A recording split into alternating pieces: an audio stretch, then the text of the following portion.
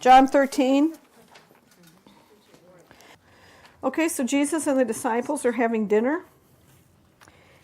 I colored in verse 1, he loved them to the end. That's a goal of mine, to love them to the end. Supper was ended. Verse 4, Jesus rose from supper and laid aside his garments, took a towel and girded himself. After that, he poured water into a basin and began to wash the disciples' feet and to wipe them with a towel with which he was girded. Then he came to Simon Peter, and Peter said to him, Lord, are you washing my feet? And Jesus answered and said to him, what I am doing you do not understand now, but you will know after this. Peter said to him, you shall never wash my feet. Jesus answered him, if I do not wash you, you have no part with me. Simon Peter, then having a better idea than the Lord, said to him, and I know that's not familiar to any of us, Lord, I have a better idea than you. Not my feet only, but also my hands and my head. And Jesus said to him, he who is bathed needs only to wash his feet, but is completely clean. And you are clean, but not all of you. For he knew who would betray him. Therefore he said, you are not all clean. Now, Jesus was great with punning, and he was great with humor, and he was great with double meanings. So he didn't say that to Peter just because not all of them were clean, one was going to betray him. He said that because it was germane to his discussion with Peter, but also he was telling them the prophetic piece. You see what I mean? So you don't lose the flow of the passage, but you just gain an insight there. Because Jesus, by the way, is brilliant. Okay, so many people have said, well, it sort of derails at verse 11. It's like, no, you got to know who Jesus is. Verse 12, so when he had washed their feet, taken his garments, sat down again, he said to them, do you know what I have done to you? You call me teacher and Lord, and you say, well, for so I am.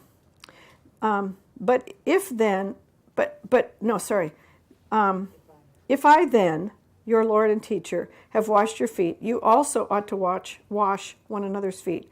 For I have given you an example that you should do as I have done to you. Most assuredly, I say to you, a servant is not greater than his master, nor he who is sent greater than he who sent him.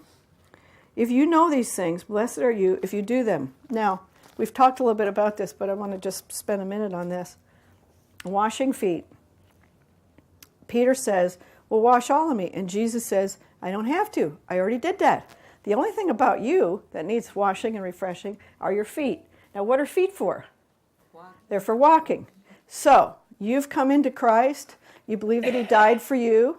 You know, he has taken away your personal sins, that you might have the righteousness of God in him. Okay?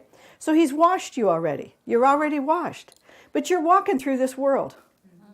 And as you've walked through this world, you pick up. So Jesus says, I need to come and wash your feet. Because your feet, you've picked up a bunch of garbage being in this world. All right? What I'm suggesting to you is that a possible translation of this, and I'm allegorizing here, but I think this is what he's saying is, so you need to wash one another's feet. You need to get the gunk off each other's feet for what they've walked through. Because he says, look, is a servant better than his master?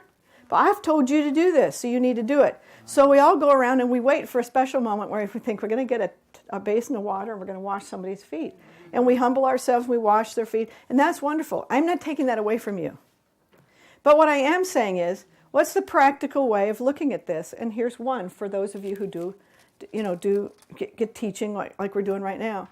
And that is that when you get people to Jesus in an Immanuel setting, you're washing their feet. Because Jesus comes and takes the gunk off from what happened to you as you've walked through this world. You're already saved. You don't go to Immanuel to be saved. Peter says, well, wash my hands, wash my head, wash those parts of me. And Jesus says, already did it. But yes, walking through this world, the sin, wounds, and lies that affected you, they need to be taken off.